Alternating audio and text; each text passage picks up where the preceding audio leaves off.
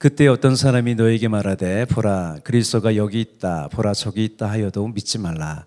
거짓 그리스도들과 거짓 선자들이 일어나서 이적과 기사를 행하여 할 수만 있으면 택하신 자들을 미혹하려 하리라. 너희는 삼가라. 내가 모든 일을 너희에게 미리 말하였노라. 그때 그 환난 후에 해가 어두워지며 달이 빛을 내지 아니하며 별들이 하늘에서 떨어지며 하늘에 있는 권능들이 흔들리리라. 그때 인자가 구름을 타고 큰 권능과 영광으로 오는 것을 사람들이 보리라. 또 그때에 그가 천사들을 보내어 자기가 택하신 자들을 땅끝으로부터 하늘 끝까지 사방에서 모으리라. 무화과 나무의 비유를 배우더라. 그 가지가 연하여지고 잎사귀를 내면 여름이 가까운 줄을 아나니 이와 같이 너희가 이런 일이 일어나는 것을 보거든 인자가 가까이 곧 문 앞에 이른 줄을 알라. 내가 진실로 너희에게 말하노니 이 세대가 지나가기 전에 이 일이 다 일어나리라. 천지는 없어지겠으나 내 말은 없어지지 아니하리라. 그러나 그날과 그때는 아무도 모르나니 하늘에 있는 천사들도 아들도 모르고 아버지만 아시느니라. 주의하라. 깨어있으라. 그때가 언제인지 알지 못함이라. 가령 사람이 집을 떠나 타국으로 갈 때에 그 종들에게 권한을 주어 각각 사물을 맡기며 문지기에게 깨어있으라 명한과 같으니 그러므로 깨어있으라. 집주인이 언제 오는지 혹 점을 때일든지 밤중일인지 다굴 때일는지 새벽일는지 너희가 알지 못함이라. 그가 호련히 와서 너희가 자는 것을 보지 않도록 하라. 깨어있으라. 내가 너에게 하는 이 말은 모든 사람에게 하는 말이니라 하시니라. 아멘. 오늘 설교 제목은요, 누가 주님의 재림을 기다리는 사람일까? 입니다. 기독교의 가장 중요한 진리 중에 하나는요, 예수님이 재림하신다는 거예요. 이것 없으면요, 기독교가 아니죠. 복음의 핵심이에요. 예수님의 재림하신다는 그 사실이요, 복음의 핵심이에요. 이 종말이잖아요, 종말. 지금이 종말인데 종말의 시작은 2000년 전에 예수님이 이 땅에 오신 때부터 시작된 게 종말이에요. 예수님이 이 땅에 다시 오신다는 이 사실보다 여러분 우리 인생 가운데 중요한 것은 없어요. 종말에 대한 예수님의 가르침은요, 이 복음서예요. 오늘도 복음서 끝에 기록되어 있잖아요. 중요하다는 거예요.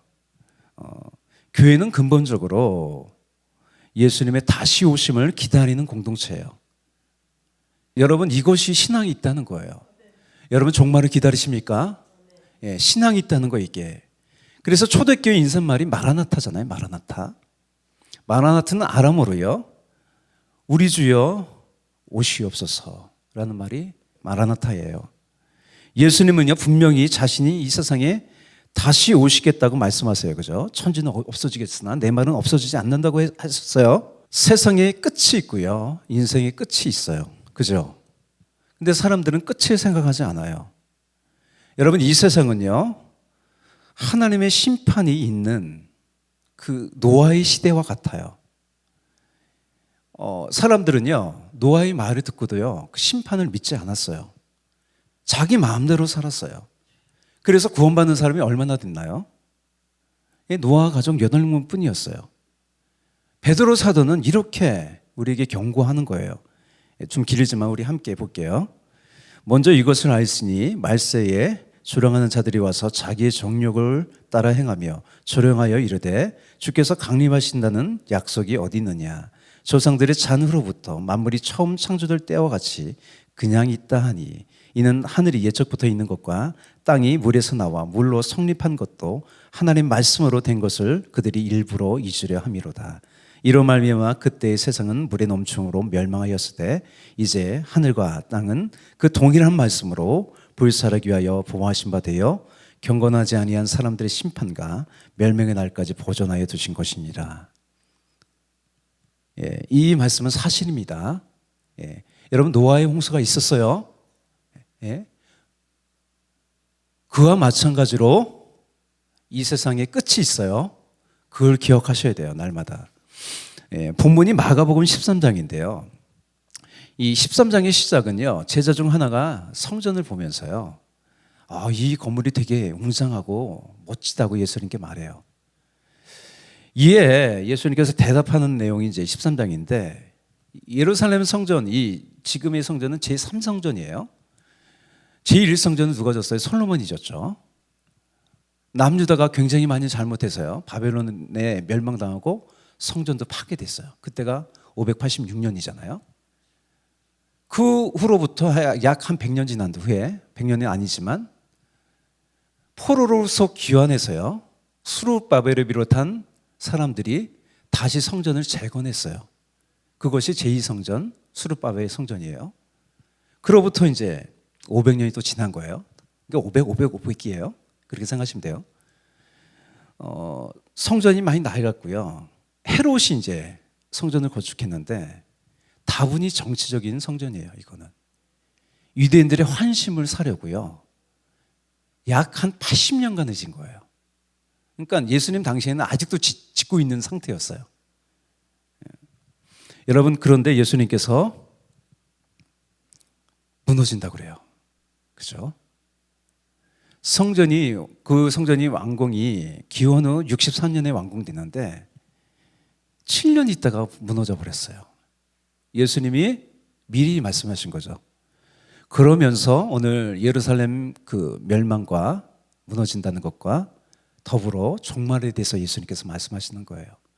결국 세상에 세운 나라는요, 무너집니다. 이 세상이 영원하지 않아요. 결국 무너집니다. 이어서 예수님은요, 마지막 때에 일어날 일들을 이제 말씀하시는 거예요. 세상에 어떤 일이 일어난다는 거예요. 종말이 이제 주님 오시기에 가까우면 이런 일을 보거든 내가 문 앞에 이르렀다는 거예요. 세상에 내가 그리스도다, 구원자를 하는 사람이 많이 나타난다고 합니다. 여러분, 한국에만 하나님이라고 하는 사람이 한 20명쯤 돼요. 또 재림 예수라고 하는 사람이 50명쯤 돼요. 그렇게 많아요. 또 예수님께서 거짓 그리스도들과 거짓 선자들이 일어나서요, 이적과 기적을 행하며 할 수만 있으면 택하신 자들을 미혹한다고 해요. 여러분, 우리나라에도 많은 이단이 있습니다. 또 뭐가 문제냐면, 이단도 문제지만 참된 신앙에서 벗어나게 하는 이 세속주의 신앙 가치관이요, 날이 갈수록 팽배해지는 거예요. 이게 더 문제라고 저는 생각해요.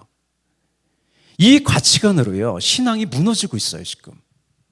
그래서 마태복음 24장 12절, 13절에 이렇게 되어 있어요. 불법이 성함으로 많은 사람의 사랑이 식어지리라. 그러나 끝까지 견디는 자는 구원을 얻으리라. 아멘. 불법이 뭐예요? 선이 악이 되고 악이 선이 되는 세상이죠. 그죠? 돈이 최고의 선이 되는 세상이에요. 어떻게 내가 편법으로 내가 잘 살까? 그죠? 그게 선이에요. 사람들이 생각하는. 그게 옳은 거고. 또 요새 들어서 그런 거죠. 불과 100년 전부터, 100년 어간이죠, 지금. 유럽의 그 기독교 국가였잖아요, 유럽이. 그죠? 다 무너졌어요, 교회가. 그냥 명맥만 유지하고 있어요. 제가 오늘 뉴스를 보니까 기도했다고 감옥에 가던데요. 영국이요, 어떻게 됐냐면 기독교의 나라였잖아요, 그죠? 영국에서 미국으로 가서요, 복음이. 미국에서 우리나라로 온 거잖아요, 복음이. 어떻게 보면 전 세계 복음의 시발점이 영국이었단 말이에요. 영국이 어떻게 됐어요? 이슬람화 됐어요. 그래서 교육의 최고 1인자가요, 이슬람에 속한 사람이에요. 그런 나라가 됐어요. 그래서 영국이요, 기독교 적대국이 되었다는 거예요. 여러분, 미국도 마찬가지잖아요, 그죠? 동성애자가 목사라고 와서 주리하고 그러잖아요. 그런 일들이 버젓이 미국에서 일어나고 있다는 거예요. 이게 다 뭐예요? 예수님께서 예언하신 종말의 징조라는 거예요. 그래서 인권을 가장한 이 하나님이 정한 신권에 도전하는 이들이 세계 곳곳에서도 일어나고 있어요. 하나님 신권이라는 게 있습니다. 우리는 하나님의 피조물이기 때문이에요. 그죠? 예? 하나님이 정한 신권이 있는 거예요. 인권을 가정한 그런 이들이 일어나고 있잖아요, 전 세계적으로. 우리나라도 예외가 아니에요. 불과 50년 전의 교회와 지금의 교회를 한번 보세요. 교회 많은 사람이요, 세상과 신앙을 적당히 타협하고 살고 있어요. 여러분, 이단도 문제지만 이것이 더 큰 문제예요. 왜냐하면 이단은요 10%에 불과해요. 이 기독교에서 이단의 인구가요 10%예요. 근데 참된 믿음으로 사는 사람이 과연 얼마나 될까요?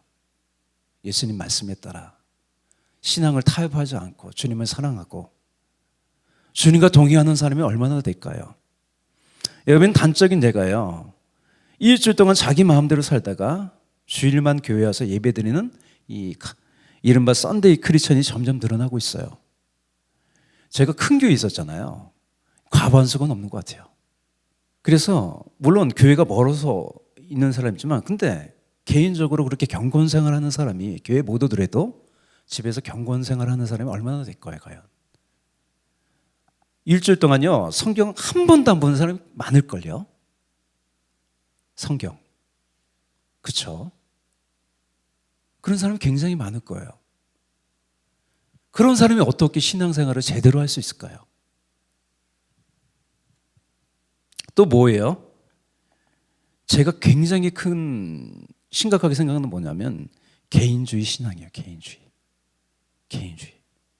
그냥 교회에 속하지 않고요, 성도들 간의 교제도 없고요, 그렇게 신앙생활하는 사람이 많아요. 그거는요 신앙생활하는 게 아니에요. 오늘 그 새벽에 예수님께서 요한에게 마리아를 내 어머니라고 했고 가족이라는 거예요. 서로 마음을 나누고 서로 기도해주고, 이게 교회죠. 교회 한 몸으로 부르셨다는 거예요. 그런 사람이 많다는 거예요. 이게 신앙의 개인화, 이게 큰 문제죠. 여러분, 빛 대신 하나님과의 사귐이 없이는요 빛된 삶을 살 수 없어요. 예수님은 자신의 재림을 기다리며 사는 교회들에게 이제 말씀하세요. 이제 들어갈게요. 첫 번째 뭐냐면 그때는 아무도 모른다, 깨어 있으라는 거예요. 우리가 언제 죽는지 아는 것은요 삶에 도움이 되지 않아요. 마치 사형수처럼 시간이 다가올수록 불안해서 어떻게 살아요? 여러분, 늙어서 죽는 것은 괜찮은데 만약에 내가 젊은 나이에 죽는다고 하면 그걸 안다고 생각해 보세요. 제대로 못 살겠죠. 불행하겠죠. 마찬가지로 주님이 언제 오시는지 아는 것은요 우리의 신앙에도요 도움이 되지 않아요. 신앙과 삶을 대하는 태도가 달라질 거예요. 자기 마음대로 살다가 회개하고 다시 돌아오면 되지 라는 생각으로 안일하게 생각을 가질 거예요. 그래서 그날과 그때를 모르는 것이요 우리에게 더 좋은 거예요. 깨어있는 사람에게는요 그날을 알고 모르는 것이 크게 문제가 되지 않아요. 그런데 그날은 반드시 우리에게 와요. 예수님은 종말에 대해 말씀하시면서요 결론적으로 비유를 드세요. 주인과 종들의 비유를 들어서 말씀하시는 거예요. 이 말씀의 결론은 뭐냐면 깨어있으라는 거예요. 그래서 깨어서 기다린다는 것은요 뭐 잠을 안 자고 기다리거나 시한부 종말론처럼 모든 일상을 뒤로하고 그날을 고대하며 사는 것이 아니에요. 오늘 비유를 통해서 알 수 있는 거는. 그래서 오늘 비유를 통해서요 깨어서 기다린다는 게 과연 뭘까? 예수님이 결론처럼 깨어서 기다리라고 하잖아요. 그럼 깨어서 기다린다는 게 뭘까요? 그걸 오늘 좀 알아보려고 합니다. 그래서 두 번째, 깨어있다는 것은요 비유의 배경은요 이 34절 한 절로 되어 있어요. 우리 성경에 보면 34절이 이 예수님께서 비유하신 배경이에요. 이렇게 되어 있죠. 가령 사람이 집을 떠나 타국으로 할 때에 그 종들에게 권한을 주어 각각 사물을 맡기며 문지기에게 깨어있으라 명한것 같으니. 이게 비유의 전부예요. 간단한 비유죠. 이 비유에는요 크게 세 가지 모습이 담겨 있어요. 첫 번째 어떤 모습이 담겨 있습니까? 주인과 종들이 담겨 있어요. 이 비유의 등장인물은요 주인과 종들이에요. 우리는요 예수 그리스도를 주님이라고 신함으로 구원을 받았어요. 구원받았다는 것은 그래서요 이제 예수님과 관계를 맺고 사는 존재가 됐다는 거예요.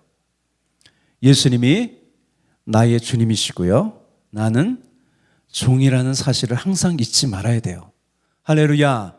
예수님이 우리의 주인이십니다. 나는 주님의 종입니다. 아멘. 내 소유도요, 내 것이 아닌 주님이 나에게 맡긴 거예요. 이 비유에서 다음으로 넘어갈 수 없어요. 그런데 이것은 나쁜 말이 아니에요. 주인은 종의 모든 것을 책임져요. 주인은 모든 일을 계획하고 한 집안을 꾸려나가요. 종은 그 주인이 맡긴 일에 충성하면 되는 거예요. 할렐루야. 그래서 짐이 없는 거예요, 우리에게. 주님께서 맡긴 일에 그냥 충성하면 되는 거예요. 고민할 필요가 없어요. 예수님이 종된 나를 위해서요, 십자가에 못 박혀 죽었습니다. 종된 나를 위해서. 예수님은요, 우리를 선한 길로 이끄세요. 결국 영생의 복을 주세요. 그러므로 구원받는 삶이란요, 주님을 섬기며 또 주님이 주신 은혜로 사는 삶이에요. 사람이 마음으로 자기의 길을 계획할지라도 그의 걸음을 인도하시는 분은 하나님이세요. 우리에게 맡긴 일은요, 주님이 주관하시는 하나님의 일입니다. 아멘. 다시 강조하지만 이 비유에서 주인과 종이라는 관계가, 이 사실이 가장 중요해요. 여러분, 예수님 없는 종말은 없어요. 즉 예수님이 종말의 주체이시고요, 우리가 깨어있는 것의 주체가 예수님이라는 거예요. 예. 두 번째로 알 수 있는 건 뭐냐면, 종들은 주인에게 권한을 맡겼다는 거예요. 그 종들에게 권한을 주어. 본문의 비유에서 주인은 타국에 가면서 그 종들에게 자신의 권한을 줬어요. 이 권한으로 번역한 헬라어가 엑스시아예요. 엑스시아. 기본적으로요, 통치력, 권력자들을 나타낼 때 쓰는 말이에요. 엑스시아. 여러분, 하늘과 땅의 모든 권세를 가진 예수님께서요, 제자들에게 권세를 주시면서 이렇게 명령하셨어요. 이 마태복음의 이 마지막에 지상 명령이라고 하잖아요. 최고의 명령이라는 거예요. 뭐 땅에서 명령했다는 것이 아니라 최고의 명령이라는 게 지상 명령이라는 것이. 예, 마태복음 28장 18절에서 20절이에요. 예수께서 나와 말씀하여 이르시되 하늘과 땅의 모든 권세를 내게 주셨으니 그러므로 너희는 가서 모든 민족을 제자로 삼아 아버지와 아들과 성령의 이름으로 세례를 베풀고 내가 너에게 분부한 모든 것을 가르쳐 지키게 하라. 볼지어다 내가 세상 끝날까지 너희와 항상 함께 있으리라 하시니라. 예, 하나님께서요, 우리에게 어떤 일을 맡길 때에는요, 그것을 감당할 만한 능력과 권세를 주세요. 그러니 여러분, 내가 이것을 감당할 수 있을까 하며 두려워하지 마세요. 예, 마태복음의 종말에 관한 비유가 여러 가지가 나오는데 달란트의 비유도 종말에 관한 비유예요. 주인은 타국에 가면서요, 종들에게 그 재능대로요, 자신의 달란트를 주면서 장사라고 했어요. 달란트는 재능을 발휘할 능력이죠. 예, 우리에게 하나님께서 능력을 주셨는데 교회와 가정과 사회에서 각자에게 부여된 권한이 있어요. 능력을 주셨어요. 그 권한에는요, 항상 책임이 있어요. 그러나 여러분 두려워하지 마세요. 하나님이 주신 그 권한 속에는요, 능력을 주시겠다는 약속도 포함되어 있어요. 그 약속을 믿고 여러분 당당히 나가세요. 예, 세 번째로요, 비유에서 알 수 있는 것은 각각의 삶의 자리에서 하나님의 영광을 위해서 살라는 거예요. 이렇게 되어 있죠. 각각 사물을 맡기며 문지기에게 깨어있으라 명언과 같다, 이렇게 되어 있어요. 주인은 각각에게 사물을 맡겼어요. 여기는 귀천이 없어요. 다 소중한 일이에요. 각각의 사무는요, 다른 말로 하면 사명이겠죠. 사명. 우리는 주님이 주신 사명이 있는 사람이에요. 사명으로 살고 사명으로 죽는 사람이에요. 여러분, 깨어있다는 것이 이거예요.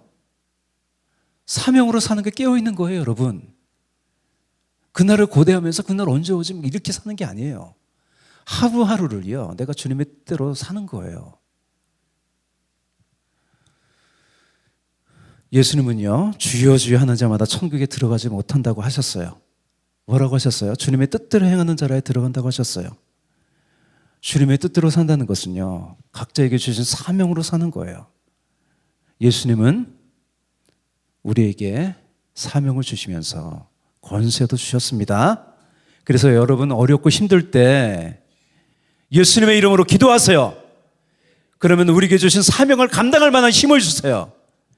여러분, 어려움이 클수록요, 그것을 이길 만한 은혜를 더하여 주세요. 여러분, 요셉이 그랬어요. 억울하게 형들에게 팔려서요, 보디발의 집에서요, 종이 되어 충성했는데 이제는 감옥에 갇혀서 생명을 장담할 수 없는 신자가 되었어요. 하나님은요, 그럴 때마다 요셉에게 은혜를 더하여 주셨어요. 우리 창세기 39장 20절 22절 볼까요? 이게 우리 얘기예요. 이에 요셉의 주인이 그를 잡아 옥에 가두니 그 옥은 왕의 제수를 가두는 곳이었더라. 요셉이 옥에 갇혔으나 여호와께서 요셉과 함께 하시고 그에게 인자를 더하사. 할렐루야. 아멘. 간수장에게 은혜를 받게 하심에 간수장이 옥중 제수를 다 요셉의 손에 맡기므로 그 재반 사물을 요셉이 처리하고. 하나님은 우리에게 은사, 선물을 주셨습니다. 어떤 사람에게는 이런 은사를 주고 어떤 사람은 저런 은사를 줬어요. 그죠? 어떤 은사가 귀하다고는 말할 수 없어요. 모두 소중하죠. 그러므로 여기서 말하는 건 뭐냐면 남들과 비교해서 부러워하지도 말고요, 잘난 태도 하지 말라는 거예요. 여러분에게 주신 자리에서요, 착하고 충성된 주님의 종으로 살아가면 되는 거예요. 본문 우리 35절에서 30절 마지막으로 볼게요. 그러므로 깨어있으라. 집주인이 언제 올는지 혹 저물 때이든지 밤중에 일는지 닭 울 때이든지 새벽에 일는지 너희가 알지 못함이라. 그가 호련히 와서 너희가 자는 것을 보지 않도록 하라. 깨어있으라. 내가 너에게 하는 이 말은 모든 사람에게 하는 말이니라 하시니라. 아멘. 이 깨어있으라는 명령은요, 모든 사람에게 하는 명령이에요. 그래서 깨어 기다린다는 건 뭐냐면, 핵심 뭐냐면 날마다 일상 속에서요, 주님을 잊지 않는 거예요. 날마다 기도 가운데 주님 만나고요, 자신에게 주신 삶의 자리에서 하나님의 뜻을 구하고 충실하게 사는 거죠. 믿음으로 사는 거예요. 이런 사람은요, 내일 종말이 온다고 해도, 또 오늘이 내 삶의 마지막을 해도 동요하지 않습니다. 나에게 주어진 오늘은요, 결국 하나님의 영광을 위해 사는 거예요. 주님 다시 오세요. 하나님의 시간표는요, 지금도 작동하고 있어요. 주님과 온전히 함께하는 그 찬란한 미래가요, 우리에게 다가오고 있어요. 할렐루야. 아멘. 기도하겠습니다. 사랑과 은혜가 풍성하신 주님, 오늘 예수님께서 종말에 대해서 말씀하시면서 깨어있으라고 하셨습니다. 깨어있다는 것이 무엇인지 또 비유를 통해서 우리에게 알려주셨습니다. 예수님은 우리의 주님이십니다. 우리는 주님의 종입니다. 날마다 우리에게 맡긴 삶, 주님 충성되이 살아가기 원합니다. 날마다 주님의 뜻을 구하고 또 우리에게 맡긴 사명에 따라 충성하는 우리가 되어지기 원합니다. 주님 붙잡아 주시옵소서.